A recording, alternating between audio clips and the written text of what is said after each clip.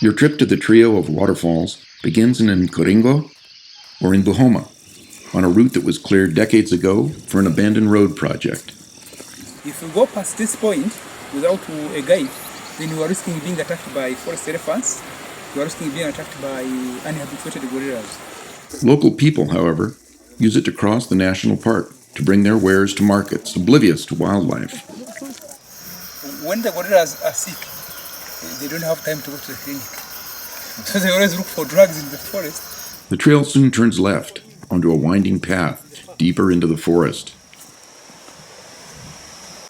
It crosses the Munyaga River 3 times before presenting you with the first waterfall. The other 2 falls are separated by luxuriant slopes that are not too demanding to hike.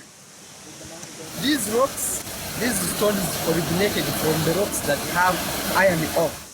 The waterfall highest on the hill is as well the tallest, the grand finale of your nature walk, either peaceful or wild. Behind the waterfall. The waterfall.